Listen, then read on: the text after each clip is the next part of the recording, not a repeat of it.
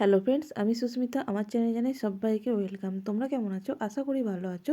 আমিও খুব ভালো আছি। দেখো, আমি মায়ের কাছে গিয়েছিলাম। তো মা বললো যে আগের বারে গিয়েছিলাম, খাটটা দেখে এসেছিলাম।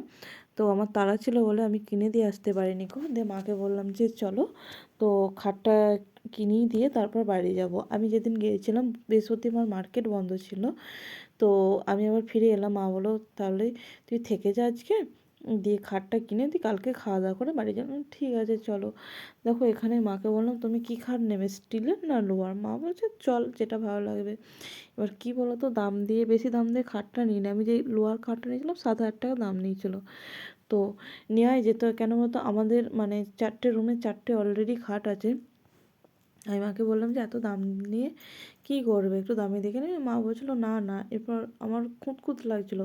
মা বলছিলো তোর বাবার রিটায়ারমেন্ট হতে আর 3 বছর আছে, অত দাম দিয়ে নিয়ে কী হবে, কোথায় রাখবো? তাও ঠিক।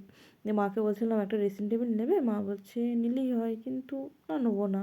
সে দোনা যাই বলছি না, দোনাবো না। বলছে একটা আলনা নেবে, নিলেই হয় বাড়ির জন্য। আমি বলছি হ্যাঁ, আমার আর কি কাজ বলো তো, এখান থেকে বয়ে বয়ে নিয়ে যাবো।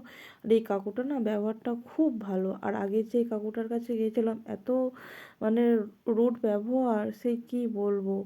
দেখালোই না, আমরা দেখতে গিয়েছিলাম, আমাদেরকে বললো এটা অমুক দাম, এটা তমুক দাম, বলে ছেড়ে দিল। যে মা বললো যে কী করবি এখানে? আছে চলো না, আরও কোথাও যদি থাকে সেখানে তাহলে তোমার দেখি 5 রকম দেখে তারপর কিনে তারপর দিয়ে তারপর বাড়ি যাব তোমাকে দিয়ে। তোমার মা বলছে ঠিক আছে। এরপর এই খাটটা নিয়েছি, কি বলো তো। আর এখানে শোকেস আলমারিগুলো খুব সুন্দর, মিনিমাম মোটামুটি দাম ঠিকঠাকই আছে।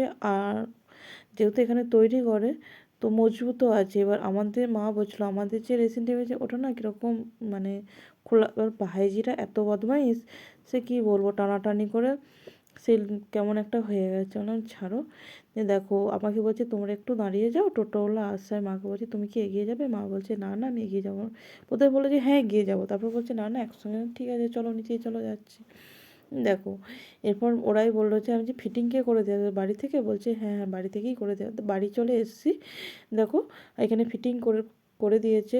আর মাকে বললাম বেডিংপত্র পেতে নাও। দেখো, ভিডিওটা ভালো লাগলে লাইক কমেন্ট অ্যান্ড শেয়ার করবেন। ফেসবুক পেজ থেকে দেখলে ফলো করে দেবেন, আর ইউটিউব থেকে গেলে সাবস্ক্রাইব করে দেবেন।